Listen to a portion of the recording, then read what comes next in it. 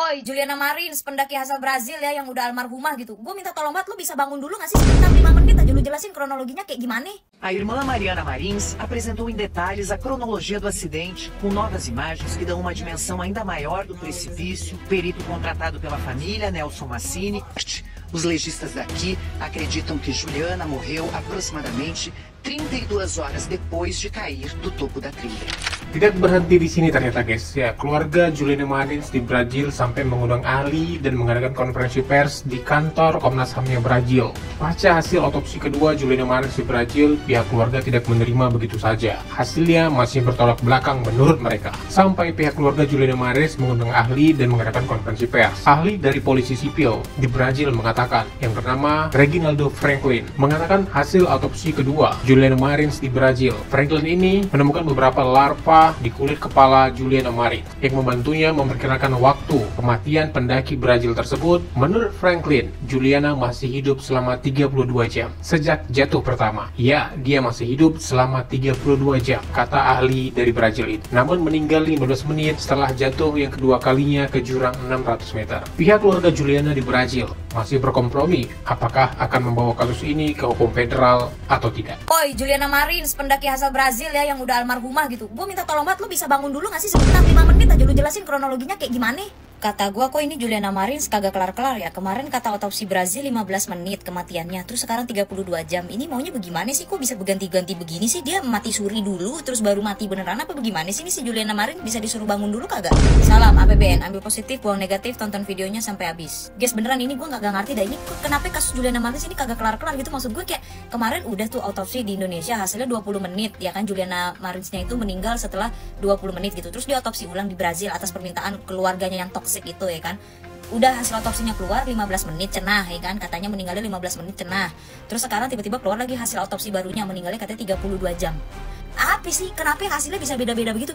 Mending kalau bedanya 5 menit, 10 menit, setengah jam dah gitu ya. Bedanya 32 jam dah, kata gue kayak apa banget dah.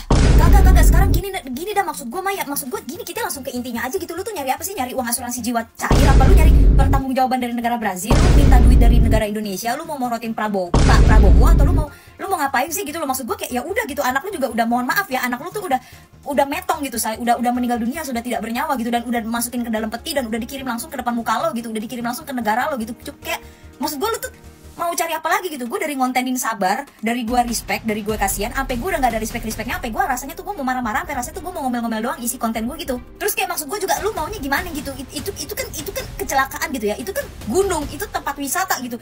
Lu mau minta pertanggungjawaban siapa gitu? Ibarat kata nih, gue masuk ke hutan Amazon, terus amit-amit nih gue diterkam sama piranha, gue mau nuntut siapa? Hah? Gue mau nuntut piranha gitu? Siapa suruh piranha ada di situ gitu?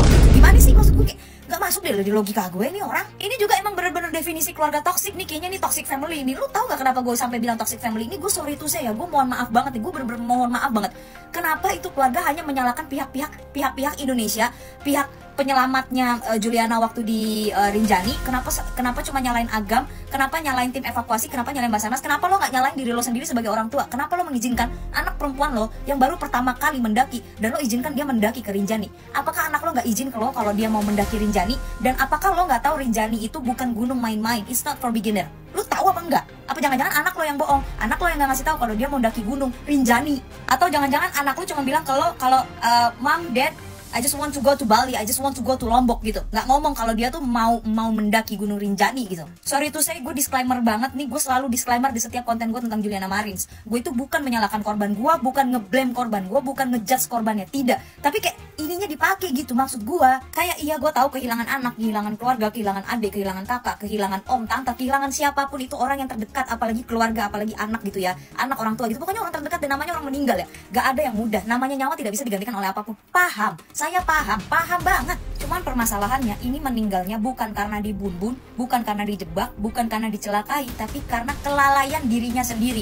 Disuruh tunggu guide-nya di situ, dia malah bergerak. Baru pertama kali mendaki gunung langsung mendaki Rinjani. Dari pendakiannya aja, alat-alat yang dia bawa aja udah nggak safety. Dari alat-alatnya aja itu udah bukan alat-alat gunung. Dari baju yang dia pakai aja itu bukan baju gunung. Sepatu, celana yang dia pakai itu bukan baju Bukan outfit gunung, bukan outfit pendaki gunung. Yang fatalnya lagi, dia punya -5 tapi dia tidak membawa kacamata, dia tidak menggunakan softland. Kenapa yang lu bisa salahin itu cuman lu menyalahkan tim Basarnas, tim evakuasi, sama Indonesia, kelalaian Indonesia, lagi-lagi kelalaian Indonesia. Terus menurut lu sebagai orang tua gak ada lalainya? Lu sebagai keluarga gak ada lalainya? Itu si almarhumah, si Juliana gak ada kelalaiannya? Ada! Gue tahu Brazil itu lagi mau ada pilpres ya kan, mau ada politik-politik apalah, gue gak tahu lah, pemilihan apalah, pemilu, pilpres, apapun itulah, pokoknya politik Brazil gitu. Cuman menurut gue kayak, udah please stop libatin kedua negara ini gitu. Udah lu urusin aja sama negara lu gitu. Kenapa lu mesti bawa Indonesia? Lu memanfaatkan kematian Juliana, lu juga sebagai keluarga, lu kayak udah let her rest in peace gitu. Biarkan dia pergi, dia meninggalkan dunia ini dengan tenang gitu. Kayak ngapain sih dibikin huru-hara gitu ya? A irmã Mariana Marins apresentou em detalhes a cronologia do acidente, com novas imagens que dão uma dimensão ainda maior do precipício, onde Juliana sofreu pelo menos 3 quedas. A primeira no dia 21 de junho, às 4 da manhã, horário da Indonésia. Não há dúvidas sobre a causa da morte.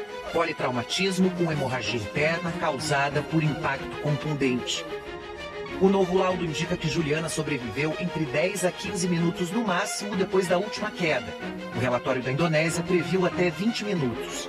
Segundo os peritos brasileiros, o resultado da autópsia feita aqui no IML do Rio é muito próximo do laudo emitido na Indonésia. A principal diferença, que pode estar dentro de uma margem de erro, é a estimativa do dia e horário da morte. Os legistas daqui acreditam que Juliana morreu aproximadamente 32 horas depois de cair do topo da trilha. 1 dia e 8 horas.